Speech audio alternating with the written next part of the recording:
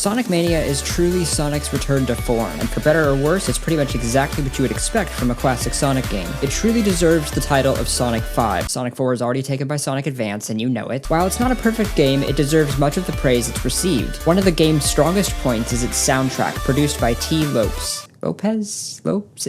Is he married? Do you think he'd elope? While the soundtrack consists of many rearrangements of classic tunes, I'd like to take a look at one of the original songs produced for one of the game's new stages, Titanic Monarch Zone. Let's get into it. Titanic Monarch Act 1 is in the key of E-flat minor. Minor keys typically lend themselves to a more serious atmosphere than major keys do, and since this is the final zone of the game, I think that's warranted.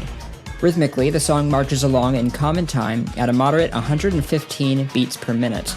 Not particularly fast, but it's a technically difficult act, so I feel the pace is fitting. Not that Flying Battery Zone ever cared. Titanic Monarch is divided into 4 sections, each 8 bars in length, and is an example of through composition, a linear composing process that features little to no repetition, taking you on a journey from point A to point B. And it really is a journey.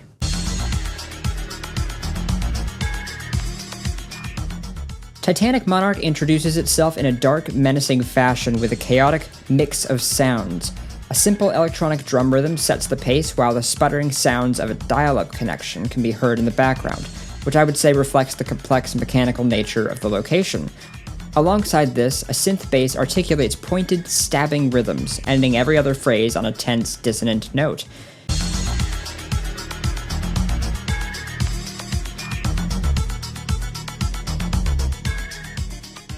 In the second half of the intro, the bass line is doubled by a low piano, and a harsh electric guitar is introduced, further developing the dark atmosphere. As a whole, this piece seems to be inspired by the Baroque music of the 17th century.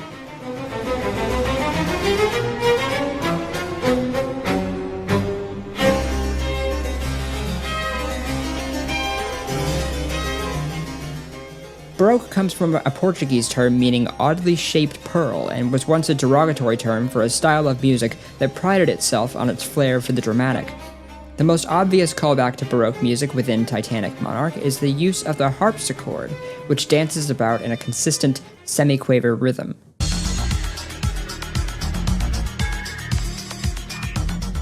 It should come as little surprise, then, that many listeners compared Titanic Monarch to the music of Castlevania, which is directly inspired by Baroque music. Given Baroque's association with grand, impressive cathedrals, and, look at the name of the zone, it's sensible to me that Robotic's awe-inspiring final labyrinth should have fittingly grand music. The relative sparseness of the arrangement at this point is worth noting. The lack of the snare drum or any real obvious central focus in the middle range creates a sense of anticipation as the player takes in the first intimidating glance of the stage to come. A descending string phrase signals the end of our exposition as we enter the first real section of the song.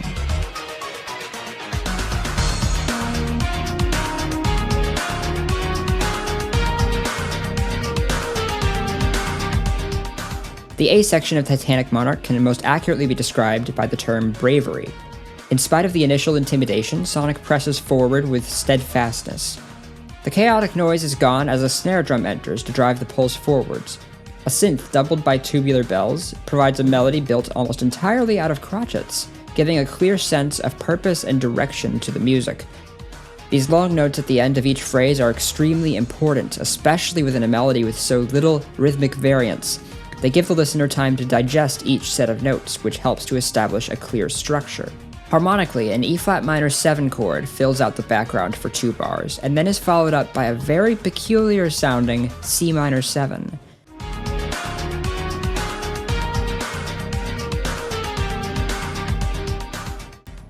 I could call this chord planing or non-functional harmony and call it a day, but I'm not so interested in leaving you with useless terminology, not when there are practical lessons to be learned. This C minor 7 is quite literally a light reflection of E-flat minor 7. If we were to take all 12 notes and cut a line between E-flat's major and minor thirds, and then rotate all of E-flat minor 7's notes around that axis, the result would be a C minor 7 chord. Like going from the dark world to the light world in A Link to the Past, This doesn't actually take you anywhere new harmonically. Instead, it completely alters the character of the existing harmony. This aids the piece in communicating an admitted sense of awe at the results of Robotnik's labor.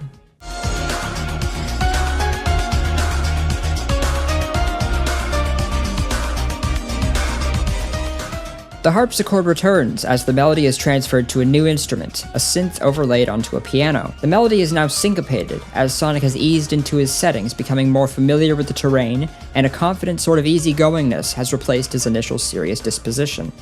I like the way the melody highlights the extensions of the chords. It's also worth noting that this chromatic dissension ties the melody back to the one in the previous section, providing a consistency that further glues the track together. A falling trumpet phrase leads us into the final climactic part of the song.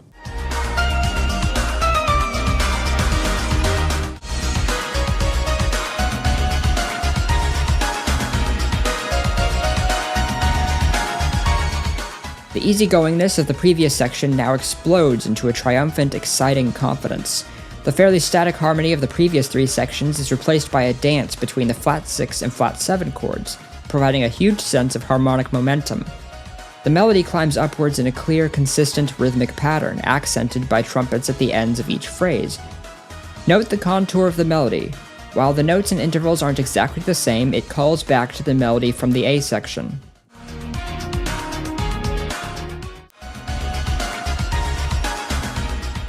The tubular bells also return to support the drama unfolding. The B-flat over D chord that sets us up to expect an E-flat minor dashes our expectations entirely in a deceptive cadence, resolving instead on an inverted G-flat chord which continues downwards in a very Motoi Sakuraba fashion to a suspended B-flat chord, theatrically presented with trumpet flourishes.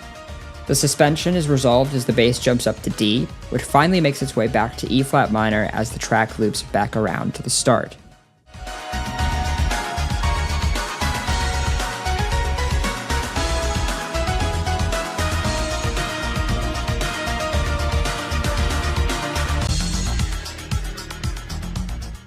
If you like the sheet music for this song and are interested in supporting what I do, please check out my Patreon page at patreon.com/ongakuconcept. If you want to see more videos like this, please leave a like because it shows me what you guys are interested in seeing. Thanks for watching, and I'll see you guys next time.